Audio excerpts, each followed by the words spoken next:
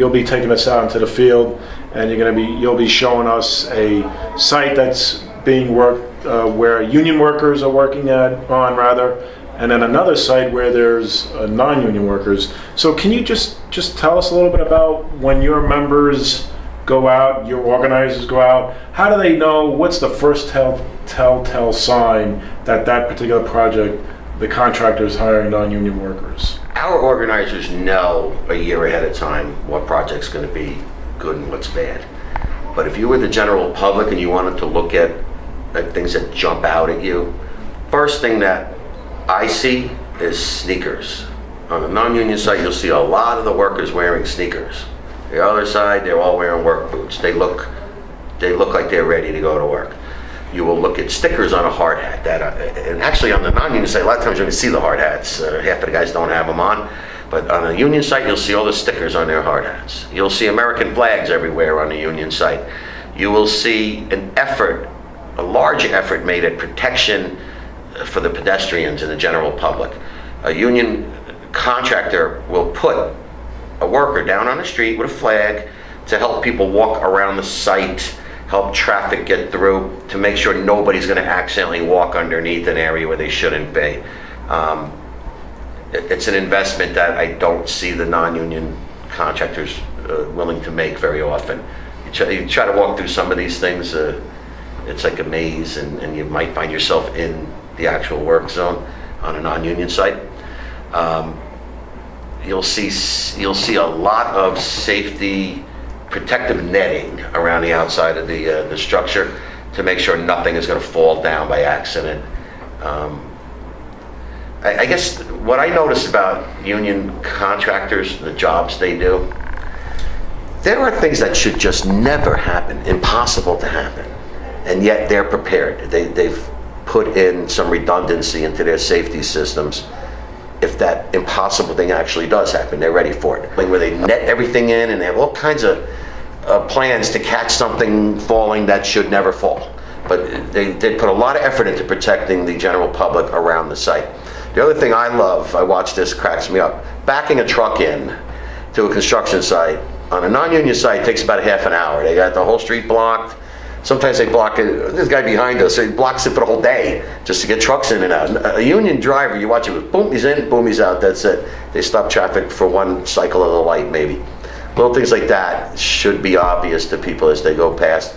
But what you can be sure of is you're going to be safer when you're walking through there or around it. The other thing, the biggest thing, I'm going to show you two projects today.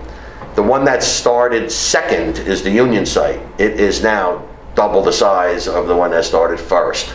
The speed of the production is very obvious, and it's something that shouldn't be underestimated too. If you live on a block that becomes a construction site, it is a nightmare for you. Nobody wants to live in a construction zone. They're going to take half your parking spots. You're going to have cement mixers in and out of the block. You're going to have cranes running. You're going to have noise at 7 in the morning. To finish that project in less than a year as opposed to 3 years, it's a huge difference to the people who live right there on the block. That's why in a city like this, where we all live on top of each other anyway, you should be insisting that the building on your block is being done right by qualified union contractors and union workers. It's the management level is also better. You go to a non-union site, you'll always see guys standing around wondering what to do next. On the union site, the supervision is top shelf also. You know, the workers are the best, and so are the supervisors. And they have a flow to you could just see a flow going on in the job where this gets done, this gets done, this gets done. The other one is kind of like, let's do a little bit of this. Oh wait, let's jump back and do that. Let me stand around and wait for someone to tell me what to do. In the union site, the workers know what to do. The supervisors know where to best use their workers, and the construction management has organized one trade after one operation behind another, a better flow, which helps it get done faster. Is it a residential project, and how many of your members are currently working on that project? It's going to be an addition for the new school, the union project. None of our members are working on it because it's still coming out of the ground. We represent finishing trades.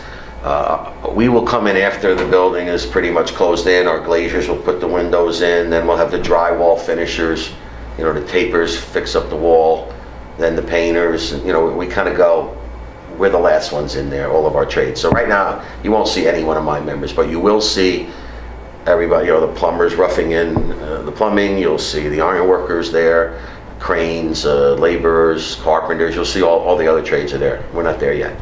Again, we're here with Jack Kittle, Political Director for International Union Painters and Allied Trades Union, DC9. And Jack, we're standing here today on the corner of 5th Avenue and 13th Street, and we wanted to know, find out from you, what is going on behind us here? What type of project is being built? Well, right now, over our shoulder is a new facility for the new school, the university.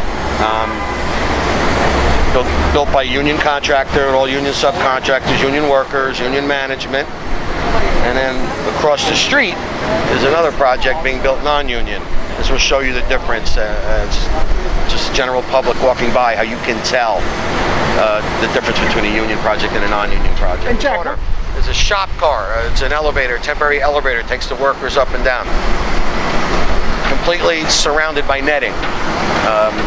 That is only for the protection of passersby underneath. It's a pain to actually have to put all of that stuff up and work around it, but God forbid something drops, something falls out of your belt while you're going up that, somebody could be seriously injured. They've taken the time and the money to put the netting around it to protect the public. On the non-union site, the shop car is wide open. There's no protection at all. Anything can happen out of that. So people walking underneath that site can be potentially injured. It could happen. God forbid. You never want to see that, but it could. Another thing you're going to notice on the ground here, the union contractor has paid a man to be on the ground to help pedestrians get around this site and the traffic. Obviously, like I said, you're taking some of the parking spots, just means you're taking some of the road away, and the sidewalk is not 100% clear.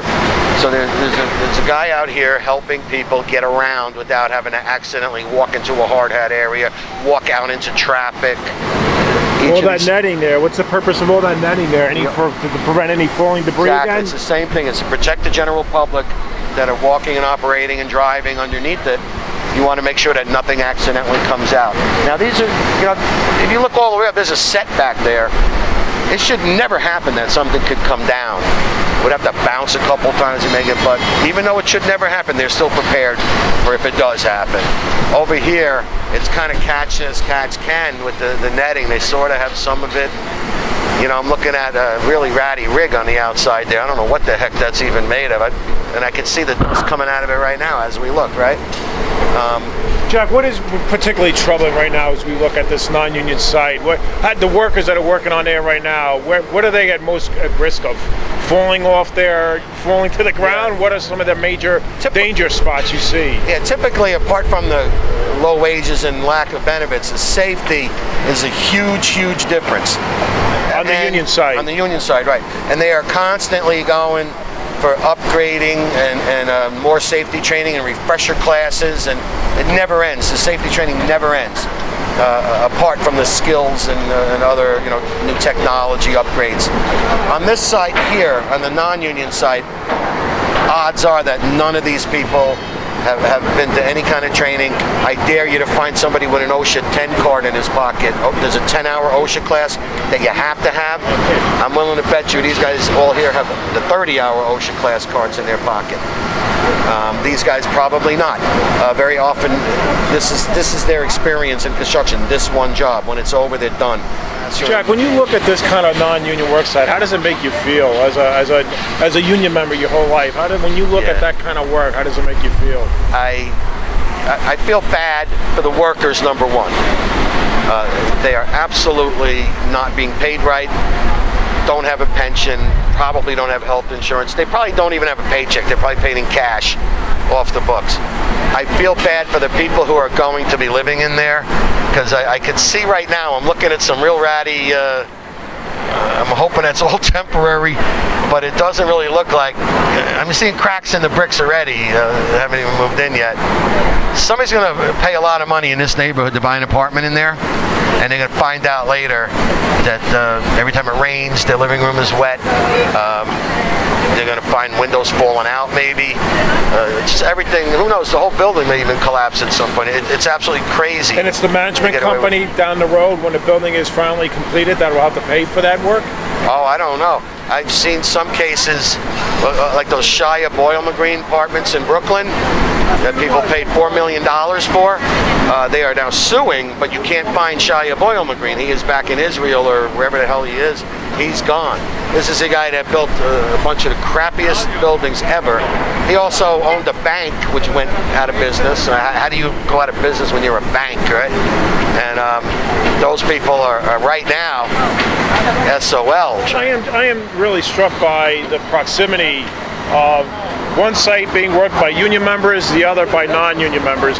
Do you, in this type of situation, what do you feel that there's tension among the union workers as they work, and then they look across the way, and they see a non-union outfit? Do you think that adds to any of the tension that they must be feeling? I'm sure you could find somebody like that, but I think typically we feel sorry for these guys. We don't look at them as scabs or any of those bad words. They are potential members. And we feel bad that they're working hard and they're just not getting compensated for it. Everybody should make a fair day's pay for what they're doing. This is not easy work. It's really not a union, non-union issue. It's a worker issue. People will exploit workers wherever they can. See a guy now reaching out from where that scaffold is protected. So now, say he drops that trowel in his hand. Where's it going to go? Hopefully it goes right down there onto the sidewalk shed, but you never know. It could hit something on the way and bounce out, break a windshield, dent the car, hit a person crossing the street. And even when he's inside, that netting around that scaffold is kind of not really... I was just watching the dust come out of there. It's not really protecting anything. The rig itself from underneath, I can't even tell what that is. I can see the suspended cables. I don't see the safety lines coming down. I'm sure they're there. I don't see them. I'd like to get a better look at that guy's wearing a safety harness. I don't see any ropes hanging down for that. But I find it hard to believe you'd be working there without a safety harness. That's too obvious. The first two floors, it looks like they've already installed the windows. It does, yeah. So is that the proper way to work, or should they be waiting until all the exterior work is done first? Yeah, there is a flow to doing one of these projects. Now, it's not unusual that you would start finishing while the building is still going up. In this case, though, there's no buffer at all. They're right there. So there's a potential for breaking newly installed windows. No doubt. But this is a case where maybe they want to, I don't even know how much higher this one's going to go, but maybe they're looking to get people in there renting some of the units as fast as possible, because this building is taking way too long. I personally don't know how you make money taking this long to build something when there's no income coming in. When did this project start, Jack? This is over a year they've been working on this one. This one's only been a few months. But you see with the union... And the new school project just started a couple months ago, and we see all the progress they've made so far. Yeah, but what you have to understand, it's not just that you have better workers, you also have better management, better supervision, the people that plan it out. It is actually a pretty complex operation putting up a new building. There are so many different trades working here. The scheduling of who comes in, when, and where is extremely important. And you get what you paid for, like everything else in life. This is Mark Pusinich with LaborPress, speaking with Jack Kittle, Political Director for IUPAT DC9. Glad you came out here today. I hope you learned a little bit something, and your viewers learned about the value of using construction workers that belong to one of the building trades unions. Thank you.